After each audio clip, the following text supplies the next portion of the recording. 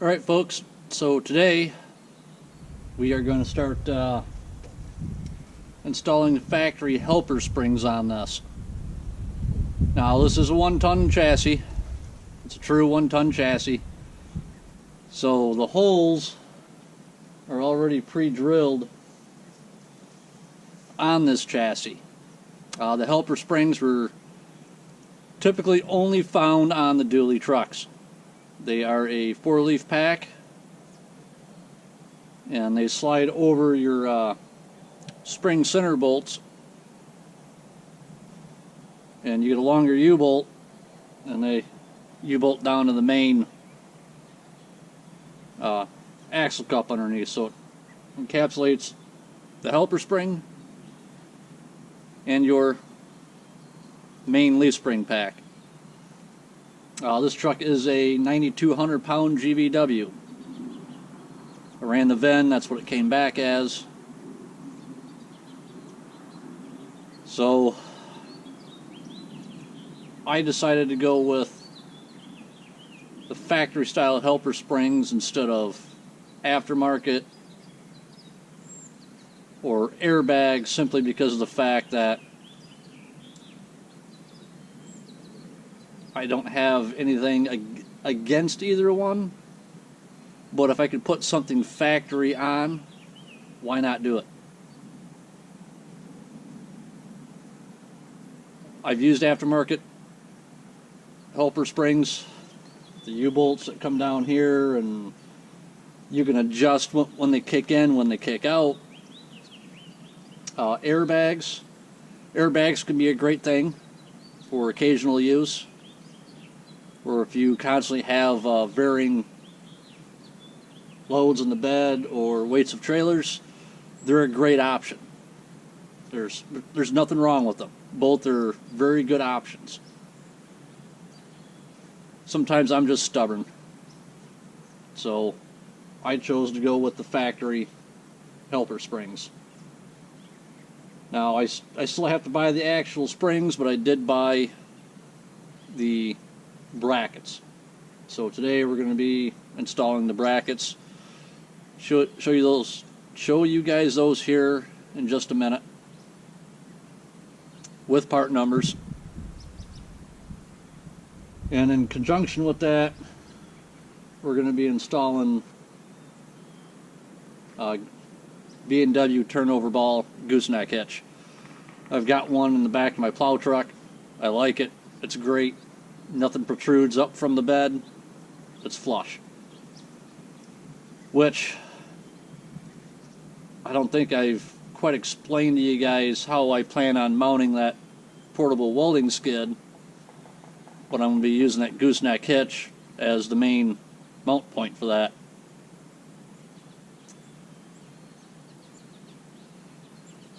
And there go another reason why for the helper springs on a single rear wheel instead of a dually.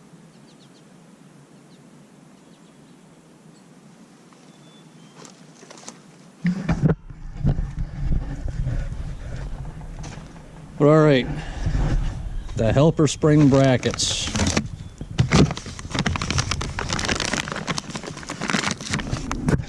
This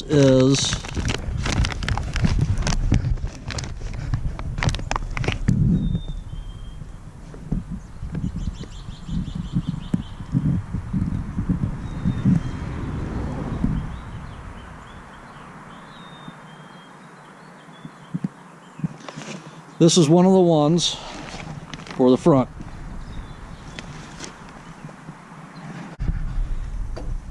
So this guy is going to bolt right there.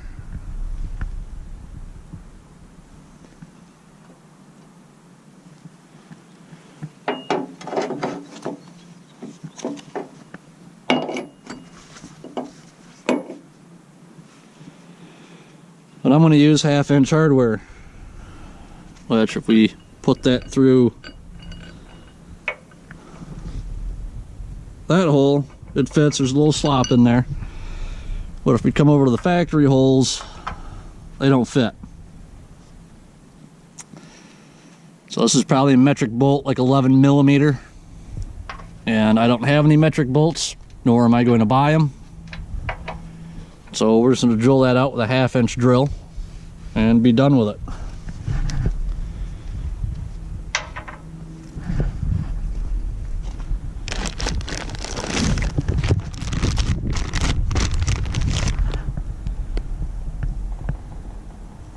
That is the part number for the rear. So here's the rear bracket. And that guy is going to mount just like that.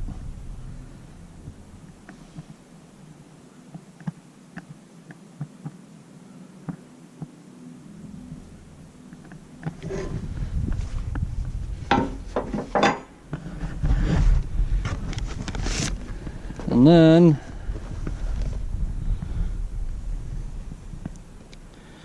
we have these guys. These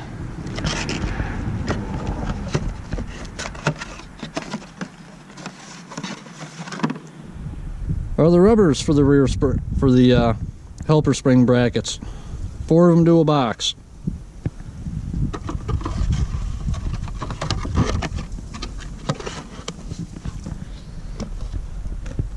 If I remember correctly, grand total for all 4 brackets and those 4 rubbers, which the front 2 brackets came with rubbers on them, but the rears didn't.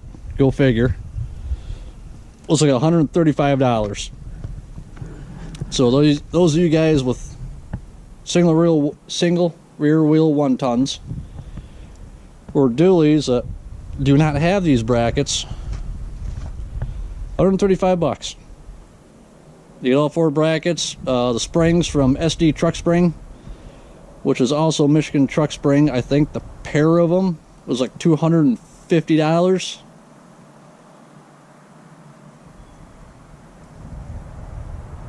But you can jump on sdtruckspring.com and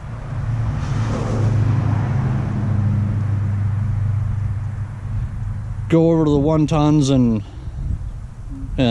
look for them. They're on there. They're a 4-leaf spring helper, good to like 3,500 pounds level capacity. So you can check the price out on that for yourselves. But let's get going with getting these brackets mounted up, getting the holes drilled out.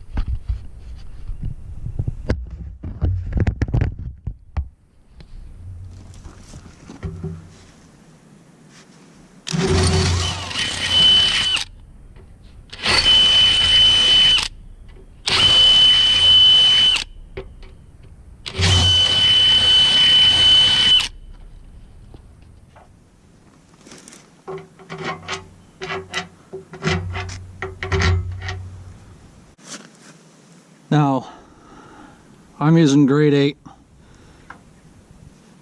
1/2 by 1.5 bolts for this.